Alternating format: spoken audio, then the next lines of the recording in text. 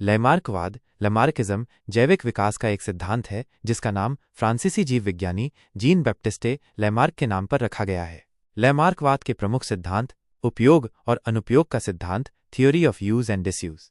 इस सिद्धांत के अनुसार किसी अंग का लगातार उपयोग करने से वह विकसित होता है और अधिक प्रभावी बनता है, जबकि किसी अंग का उपयोग न करने से वह कमजोर होकर लुप्त हो जाता है। उदाहरण के लिए, गिद्ध की लंबी गर्दन लगातार खाने की तलाश में ऊंची जगहों तक पहुंचने के प्रयास से विकसित हुई है। अर्जित लक्षणों की वंशागति, इनहेरिटेंस ऑफ एक्वायर्ड कैरेक्टरिस्टिक्स। इस सिद्धांत के अनुसार जीव द्वारा जीवन काल में अर्जित किए गए लक्षणों को अगली पीढ़ी को स्थानांतरित किया जाता है। उदाहरण के लिए, यदि एक जिराफ अपनी गर्दन को खींचकर ऊंचे पेड़ों की पत्तियां खाने का प्रयास करता है तो उसकी अगली पीढ़ी में पैदा होने वाले जिराफों की गर्दन लंबी होगी। लैमार्कवाद की सीमाएं।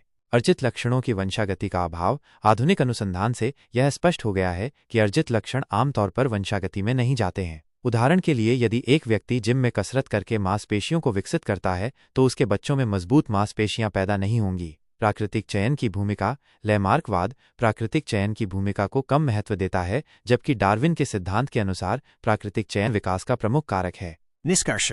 हालांकि लैमार्कवाद पूरी तरह से गलत नहीं है, लेकिन इसके कई सिद्धांतों को आधुनिक जीव विज्ञान द्वारा खारिज कर दिया गया है। हालांकि लैमार्कवाद ने विकास के बारे में सोचने के नए तरीके खोले और डार्विन के सिद्धांत के विकास में योगदान दिया। जैविक विकास का सिद्धांत, ऑर्गेनिक एवोल्यूशन थ्योरी।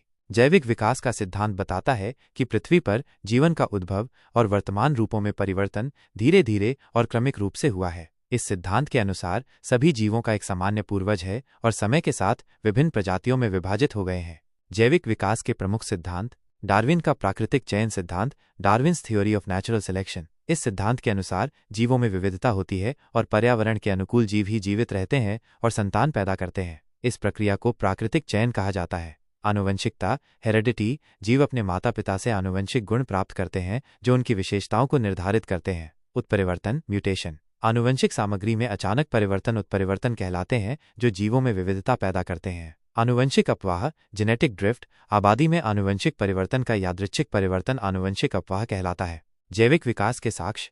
जीवाश्म विज्ञान, पेलियोंटोलॉजी। जीवाश्मों का अध्ययन करके पूर्वजों के बारे में जानकारी प्राप्त की जाती है। तुलनात्मक शारीरिक रचना, कंपैरेटिव एनाटॉमी। विभिन्न जीवों की शारीरिक संरचना की तुलना करके उनके रिश्ते का पता लगाया जाता है। भ्रूण विज्ञान, एम्ब्रियोलॉजी। भ्रूण के विकास के अध्ययन से भी विकास के बारे में जानकारी मिलती है। आणविक जीव विज्ञान, मोलिक्यूलर बायोलॉजी। डीएनए और आरएनए के अध्ययन से जीवों के बीच संबंधों का पता लगाया जाता है। भौगोलिक वितरण, बायोजियोग्राफी। जीवों के भौगोलिक वितरण का अध्ययन करके उनके विकास के बारे में जानकारी प्राप्त की जाती है।